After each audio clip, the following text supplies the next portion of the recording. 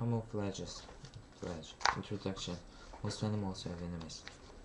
In order to survive, they have to defend themselves. Some animals use speed and strength to survive. Others, like alligators, use their powerful jaws and sharp teeth. Some, like rattlesnakes and black widow spiders, use venom. Others, such as turtles have hard body coverings, but other animals must rely on the color and pattern of their body covering for survival. The use of coloring and patterns to disguise and conceal is called camouflage. Many kinds of animals use camouflage in order to survive. Predators, animals that hunt, use it to sneak up on their prey without being seen.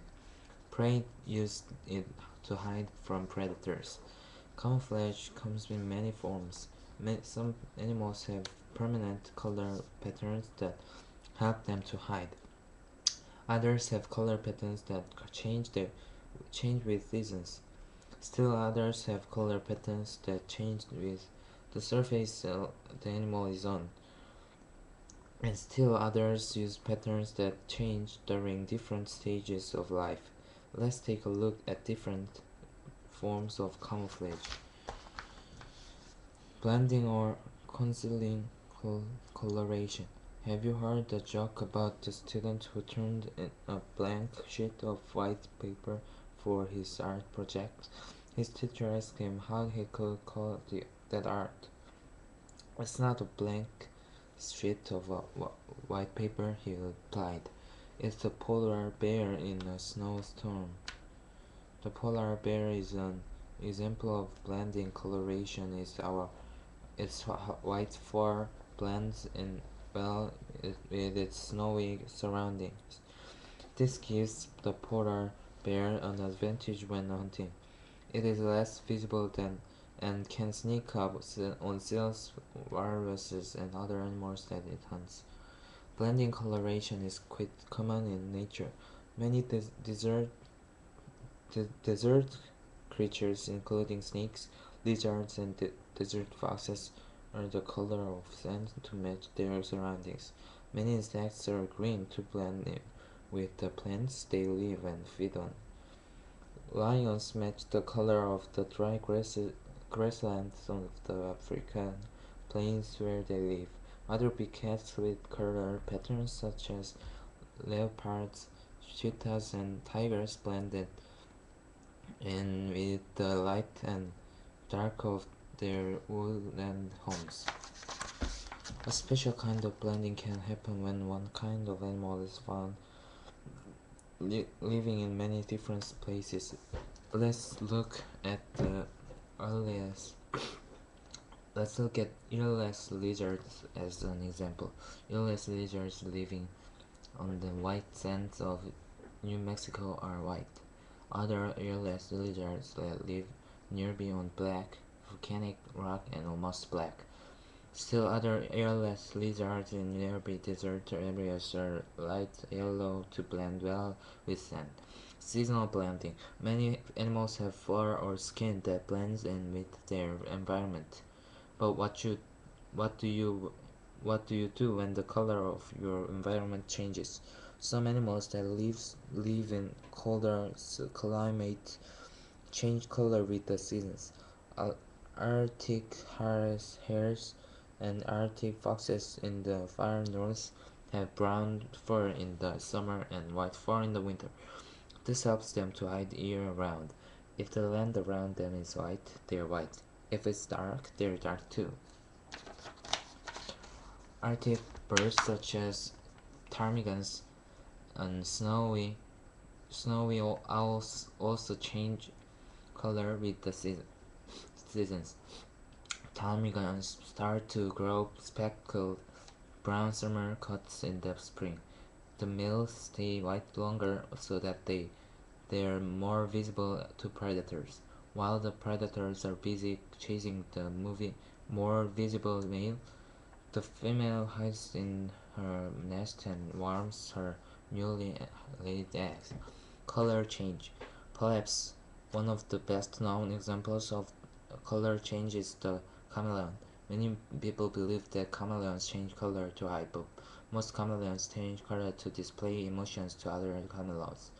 However, because many chameleons happen to be green, brown, or gray, they are well hidden in nature. The octopus is also known for its ability to change color. It can change both the color and texture of its skin. When an octopus moves onto a rock, it changes color to match the rock. Its skin becomes bumpy to match the rock's surface. Crab spiders change color too. They are able to match the color of white, pink, or yellow flowers. They sit on flowers and are almost invisible until an unsuspecting beetle fly or bee comes by for a sip of nectar. The crab spider then attacks it. Camouflage in young animals. Some animals have camouflage patterns when they are young, but lose these patterns when they grow big and strong enough to outrun their enemies. When young, their parents must leave them alone for periods of time to go find food. If the young are camouflaged, they are less likely to be eaten by a predator while their parents are away. Camouflage patterns are well known in baby deer. Similar light-colored spotting also occurs in the young of tapirs and wild boars. Tupi and antelopes of the African desert blend in with the sand, and while they are young, when they grow strong enough to flee their enemies, they develop black markings. Even some young predatory animals use camouflage to hide. Lion cubs have spots that help them blend in. Some animals even camouflage before birth. Many animals at risk of being eaten when they are in the egg stage. Birds nest on the ground and are at great risk for having their eggs stolen when they leave the nest. Oyster catcher eggs are the color of pebbles along the beaches where they live. The eggs of other ground nesting birds have streaks and blotches to break up the egg-shaped outline to help them blend with their surroundings. Disguise.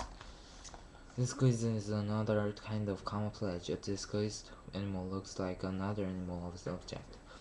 Some of the best masters of disguise are leaf insects and stick insects.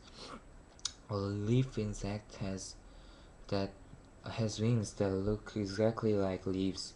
Stick insects look so much like sticks that it's almost impossible to tell the insect from a stick that it rests on. Some insects are the shape and color of flowers. Tropical mantids, of which the praying mantis is one. Many have bodies that look just like orchids. They're always ready to gobble up an insect that thinks it's about to get a taste of nectar. Trickery. While disguise involves the visible features of an animal, trickery involves behavior. Some animals try to trick or fool other animals by pretending they are dead or by using some other trick. When frightened,